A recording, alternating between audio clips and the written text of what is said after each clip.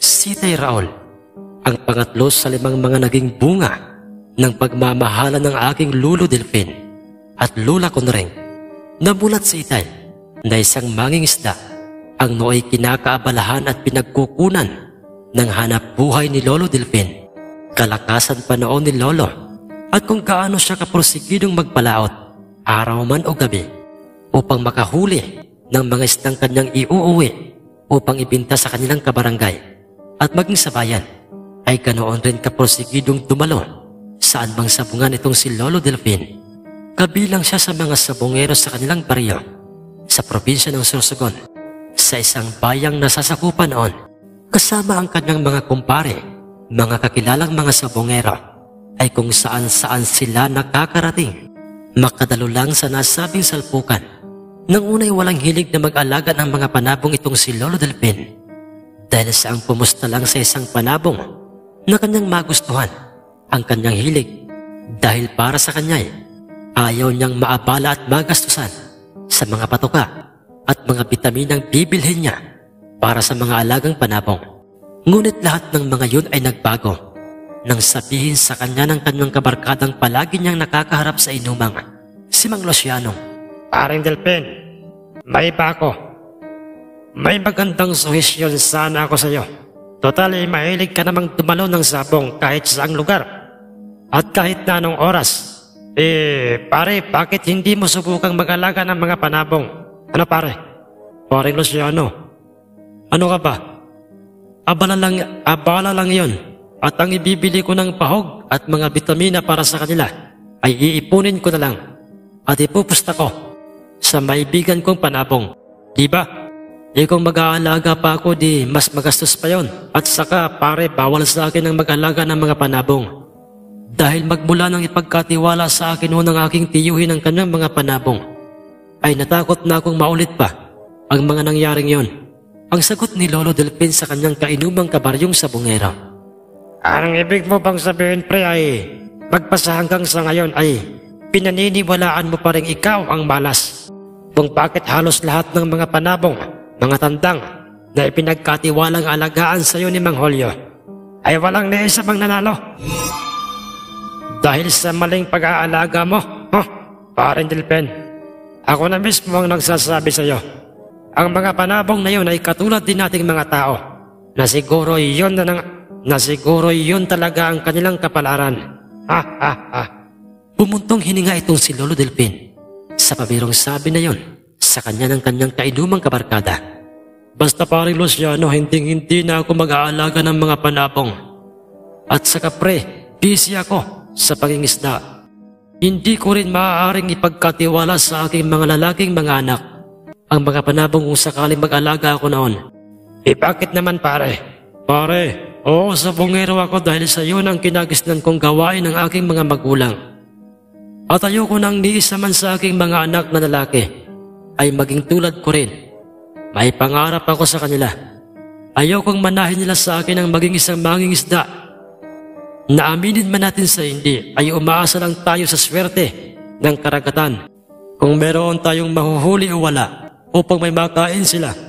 Gusto ko pa rin makapagtapos silang lahat ng pag-aaral at maging titulado pagdating ng araw. Natahimik pansamantala itong si Mang Luciano sa mga narinig niyang mga sinabing yon ni Lolo Delphin. Kung sa bagay may punto ka riyan pare. Tama ka rin. Hala na, tama ka riyan. Hala na, ibahin na lang natin ang ating kwentuhan. Iniba nila ang paksa sa inuman. Imbis na sa sabong, ay nagkwentuhan sila tungkol sa pangingisda habang nag-iinuman ng tubang bahalena at nakamasid sa malalim na karagatan. At pagkaubos noon, nagpasya na itong si Lolong magpaalam kay Mang Luciano na uuwi na siya sa kanilang bahay. Sa daan ay hindi pa rin mawala-wala sa isip ni Lolo ang mga sunod-sunod na pagkatalo ng mga panabong na ipinaalaga sa kanya ng kanyang tiyuhing si Lolo Holyo. Ngunit sa unahan ng tay, sa madilim na gabing yon, kung saan ay tanging liwanag lang ng kanyang dalang sinaunang di bateryang flashlight, ang siyang kanyang nagsisilbing gabay sa madilim na gabi, ay mayroon siyang naaalinag na isang matandang lalaking bago lamang sa kanyang paningin. O sa madaling salitay, hindi niya ito kilala. Inisip noon ni Lolo Delfin na baka siya'y namamalikmata lamang dahil sa maasim-asim na tubang kanilang pinagsaluhan ng kanyang kabarkada. Ngunit totoo ang kanyang nakikitang makakasalubong na niya sa daan. Isang matandang lalaking hindi niya kilala. At nang ito'y nasa kanyang harapan ay huminto ito at mas lalo pang nagtakat pinalot ng kilabot si Lolo nang ito'y magsalitang, "Bakit hindi mo muling subukang mag-alaga ng mga panabong iyo? Malay mo, swertihin ka sa kanila at mabigyan ng katuparan ang mga magagandang pangarap mo sa iyong mga anak." Teka lamang po, Lolo. Paano po at bakit parang alam niyo po kung sino? Sino ako? Samantalang ikaw po hindi ko kilala. Hindi na importante pa na makilala mo ako at kung bakit alam ko ang pagkatao mo. Tama ka. Hindi mo ako kilala. Pero ang mga sinabi ko sa iyo ang mahalagang gawin mo. At kung papayag ka na mag-alaga ng mga panabong, ay may paraan ako kung papaano mo ito mauumpisahan at kung saan ka kukuha ng mag-asawang panabong. Kung saan ay doon magmumula ang sinasabi ko sa iyong magbibigay swerte o katuparan sa mga magagandang pangarap mo sa iyong pamilya o sa mga anak mo. Nahihintakutan man si Lolo sa matanda at nahihiwagaan, ngunit pinilit niyang ikalma at alisin ang takot na lumulukob sa kanyang pagkatao at buong tapang niyang itinanong sa matanda kung saan at papaano mangyayari yun. Kinakailangan mo makarating sa isla ng mga engkantong sila ang magbibigay sa iyo ng mag-asawang manok na sa oras na ito'y mangitlog ay doon magmumula ang isang panabong. At kung anong klaseng panabong man yun, ay ikaw na ang makaaalam. Pagkatapos na sabihin yun ng matandang lalaki sa kanya, nagpatuloy na ito sa kanyang ginagawang paglalakad palayo sa kanya. At nang ito'y muling hinarap ni Lolo upang muling umusisa at magtanong sa kanya, nawala na ito sa kadiliman dahil to hindi na yun pinansin pa ni Lolo. Sa halip na kanya itong sundin at paniwalaan sa kanyang mga sinasabi, ay inisip na lamang ni Lolo na baka ito'y wala sa kanyang tamang pag-iisip o di kaya nagbibiro lang sa kanya. Nagpatuloy siya sa paglalakad pauwi sa kanilang bahay. Ngunit sa kanyang pagtulog, sa kanyang malalim na pagkakahimping, ay nakita niya sa kanyang panaginip ang matandang lalaking yon na nasa dalampasigan ng isang islang hindi pamilyar sa kanya. Ang dalampasigang kinatatayuan nito ay merong mapuputing buhangin, asul na karagatan at nagtataglay ng luntiang kabuntukan, mapiberdeng mga dahon at mga naglalakihang matitibay na mga puno. Lolo, bakit po ako naririto? Anong klaseng isla ito? Katulad niyo po, bago lang din sa aking paningin ang islang ito. Teka lang po, ito po ba ang islang tinutukoy mo sa akin? Oo, iho. At huwag kang mag-alala. Malapit ka nang makarating dito at magiging totoo na itong mga nakikita mo. Unti-unting nawawala o naglalaho sa paningin ni Lolo ang magandang islang yon, maging ang misteryosong matanda, hanggang sa siya'y magising at sumagto pang hating gabi na ang oras ng mga pagkakataong yan. Palaginip lang pala, akala ko'y totoo na, hay. Ang mga salitang pinaniniwalaan ni Lolo.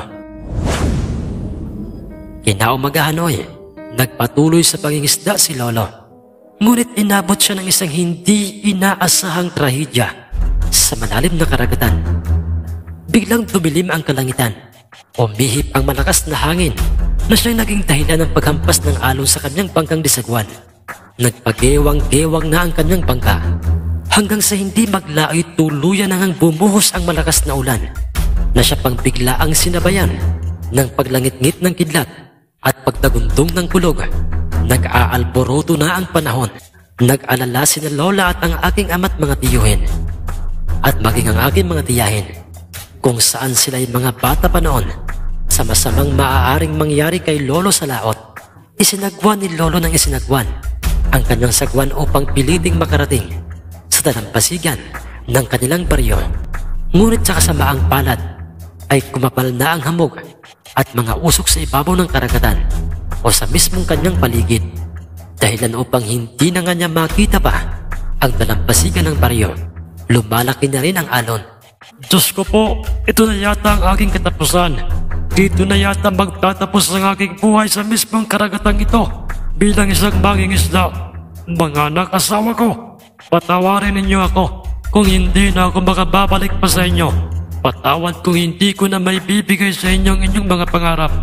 Ang nauutal na pagkakasabi ni Lolo sa kanyang sarili dahil sa matinding lamig na kanyang nararamdaman, mas lalo pa nga siyang nawala ng pag-asang mabuhay pa o makaligtas sa masamang panahong yon nang makita niyang hinahatak na ng pressure o voltahe ng karagatan ng kanyang bangka.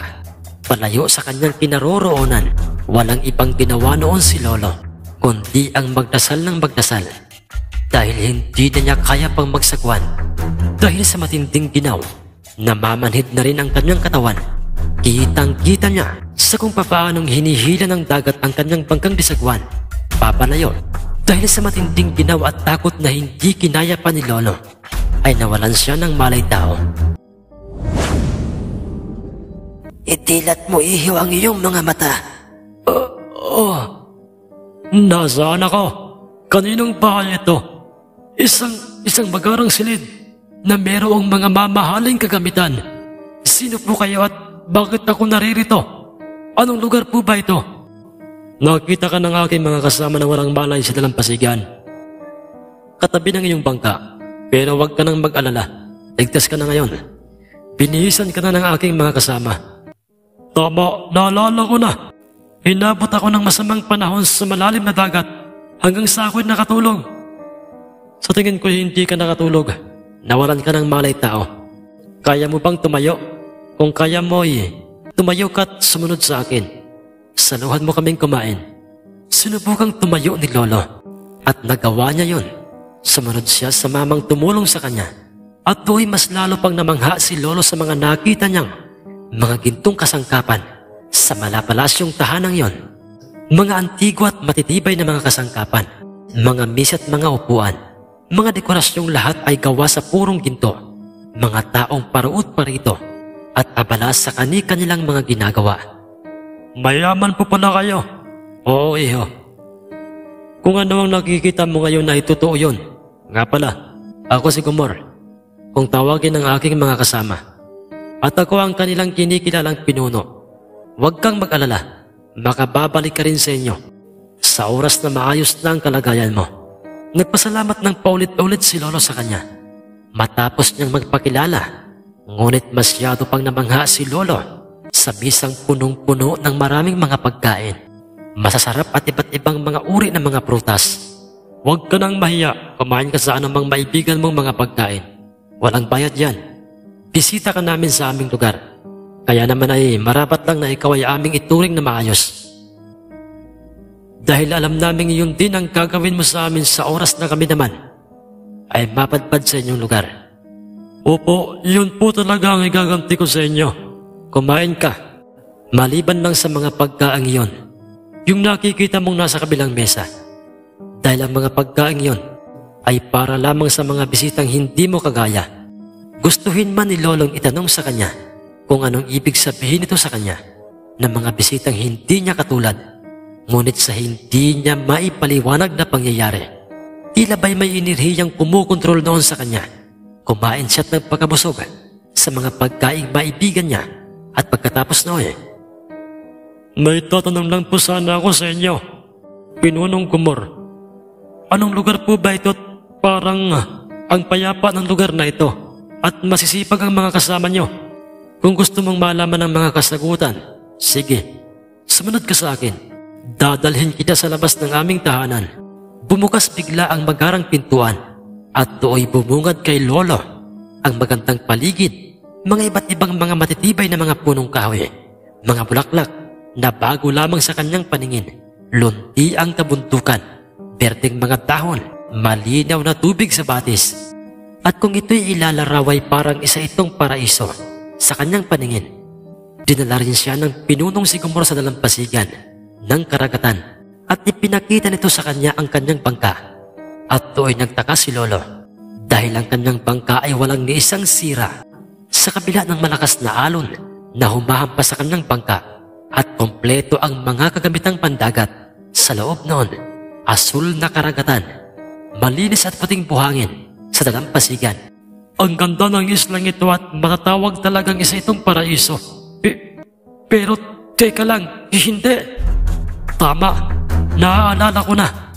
Para pang minsan na akong nakarating sa islang ito sa aking panaginip at nang ipinaling ni Lolo ang kanyang paningin sa kanyang likuran sa pinunong sigumor ay dooy iba na ang kanyang nakita. Hindi sigumor na isang may mag-isig na pangangatawan, kundi ang matandang lalaki na nakita niya sa kanyang panaginip at nakasalubong niya sa madilim na daan at nakausap. Ikaw po, Lolo. Oo, iho. At ngayon hindi na ito isang panaginip, kundi totoo na ang lahat ng ito. Ang ibig niyo po bang sabihin ay totoong naririto na ako sa isla ng mga engkanto? Kung ganoon po'y isa ka pong... Oo, iho. Ako si Gamor. Nagbalat kayo bilang isang matandang lalaki upang personal kang makausap sa inyong lugar. Kayo rin po bang may kagagawan kung bakit ako inabot ng masamang panahon sa karagatan? Hindi, iho.